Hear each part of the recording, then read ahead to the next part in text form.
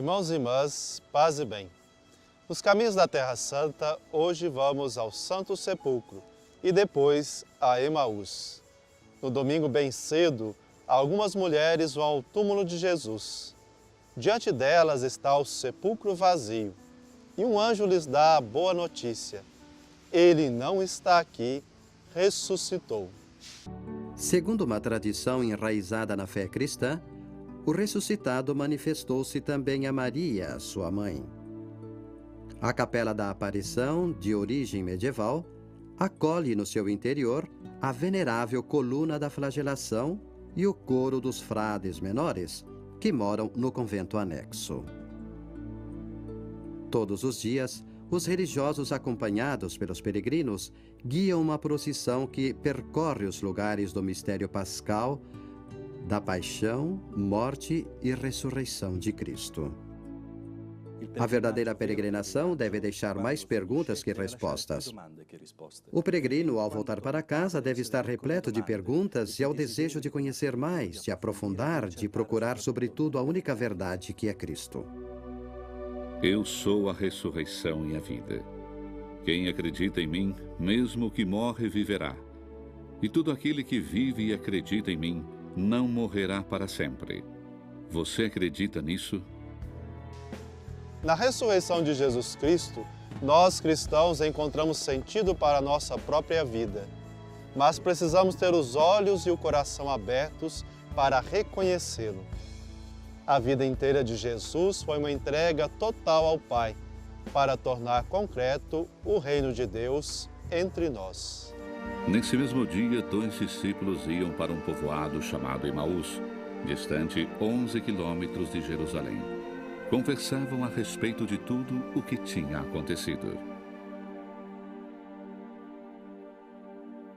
Ao longo dos tempos, 3 localidades foram indicadas como a Emaús evangélica. A partir do 3º século, o encontro dos 2 discípulos com Cristo ressuscitado foi situado pela Igreja como próximo à cidade de Nicópolis, a antiga Emaús, citada na história bíblica dos Macabeus, onde se encontravam as ruínas de uma basílica dos Cruzados, que tinha substituído outra de tamanho maior de época bizantina. Todavia, a coincidência do nome não correspondia à distância de Jerusalém, bem maior do que aquela indicada no trecho de Lucas. Uma nova localização, Kiryat Yearim, hoje Abu Ghosh, baseada justamente no cálculo exato da distância da Cidade Santa, foi suposta na época das Cruzadas, mas não conseguiu enraizar-se na fé comum, nem recebeu oficialização por parte da Igreja. Desde o século XIV até hoje, por situar-se numa das estradas que subiam até Jerusalém e pela persistência das tradições locais, foi sendo credenciado o pequeno povoado de El-Kubeib, cujo nome deriva provavelmente das cúpulas de algum edifício cruzado que se enxergava de longe. 2 discípulos voltam de Jerusalém discutindo animadamente sobre os fatos ocorridos nos últimos dias. No caminho, encontram Jesus ressuscitado, mas, estranhamente, não conseguem reconhecê-lo. Os 2 discípulos tentaram de todo jeito entender, mas sem sucesso, pois Jesus fora condenado à morte e crucificado. Logo, ele, que era tido como um profeta poderoso e o libertador esperado por Israel. Podiam, com razão, se sentir uns fracassados, uns coitados desiludidos em busca de esclarecimento, de explicações, de alguém em condição de iluminá-los. E o desejo deles foi felizmente realizado. Inicia-se assim um diálogo, ao longo do qual o desconhecido explica aos discípulos que o sofrimento e a morte de Cristo fazem parte do desígnio de Deus, pronunciado pelas Sagradas Escrituras. Quando chegaram perto do povoado para onde iam, Jesus fez de conta que ia mais adiante. Eles, porém, insistiram com Jesus, dizendo: "Fica conosco, pois já é tarde e a noite vem chegando." Os 2 discípulos, num primeiro momento, não reconheceram Jesus porque os olhos deles explica-nos Lucas, estavam impedidos. Havia neles alguma força interior que os tornava profundamente incapazes de enxergar. Para eles, ele estava morto. Então, era a cruz a causa principal dessa cegueira.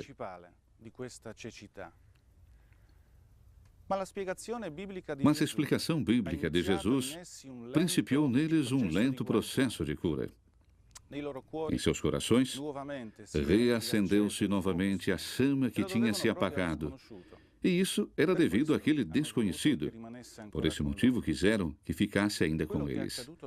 O que aconteceu depois, durante a ceia, completou a revelação que começara antes. Sentou-se à mesa com os dois, tomou o pão e abençoou. Depois o partiu e deu a eles. Nisso os olhos dos discípulos se abriram e eles reconheceram Jesus. Jesus, porém, desapareceu da frente deles. Então um disse ao outro: Não estava o nosso coração ardendo quando ele nos falava pelo caminho e nos explicava as Escrituras?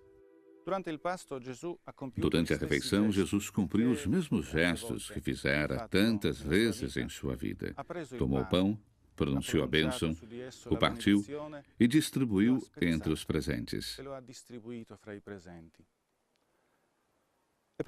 E foi então, conta-nos Lucas, que os seus olhos se abriram. A abertura dos olhos, ou seja, a compreensão plena do mistério de Jesus, permitiu aos discípulos vê-lo, ou melhor, reconhecê-lo, que é algo mais do que simplesmente ver. É isso que o misterioso desaparecimento do ressuscitado quer significar. Ele se torna invisível, mas doravante estará sempre presente nos muitos Emaús espalhados pelo mundo. E é justamente na Eucaristia que os que tiverem os olhos abertos podem experimentar a presença de Cristo morto, ressuscitado e vivo para sempre. Em 1335, chegaram em El Cubeibe os frades menores que acolheram e vivificaram a tradição de Emaús evangélica. 5 séculos mais tarde, o local foi adquirido pela Marquesa Paulina de Nicolai e doado à custódia da Terra Santa. As primeiras escavações, no final de 1800, trouxeram à luz as ruínas da Basílica Cruzada, que tinha incorporado um edifício anterior chamado Casa de Cleofas, do nome de um dos 2 discípulos de Emaús. Além disso, foram descobertas ruínas notáveis de uma aldeia medieval, com casas e oficinas ao longo da rua.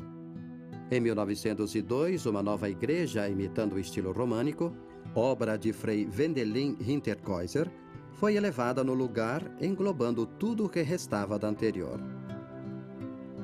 Entre 1940 e 1944, durante a Segunda Guerra Mundial, todos os frades italianos residentes na Terra Santa foram confinados no convento de Emaús. Os religiosos, guiados por padre Bellarmino Bagatti, fizeram frutificar a estadia forçada, realizando uma série de escavações e de pesquisas que permitiram, de alguma maneira, a reconstrução da história da aldeia povoada desde a antiguidade. O evangelista compôs sua narração conforme o esquema de um caminho de ida e volta. Na mesma hora, eles se levantaram e voltaram para Jerusalém, onde encontraram os 11 reunidos com os outros. O Evangelho de Emaús é de grande atualidade, não apenas para os cristãos. Na história dos 2 viandantes, com efeito, espelham-se a história da humanidade e a história de cada homem que busca um sentido para a sua vida, encontrando-o de verdade ao redescobrir o fundamento que sustenta o mundo, aquele que é a fonte da vida, aliás, aquele que é a própria vida. Assim concluímos esta série especial do programa Caminhos da Terra Santa, celebrando a grande semana para todos os cristãos e cristãs. Para que esta série fosse possível, Contamos com a colaboração de instituições que nos cederam seus espaços em Belo Horizonte para realizarmos nossas gravações.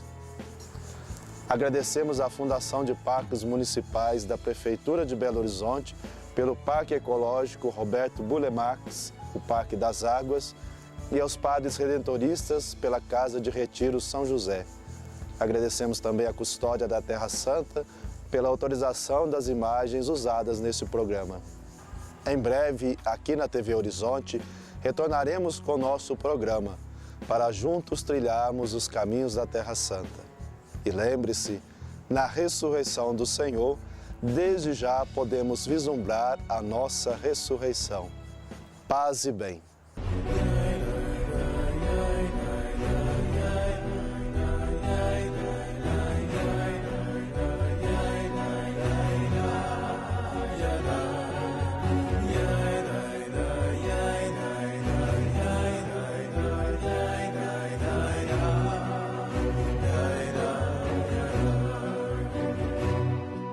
Shema Yisrael.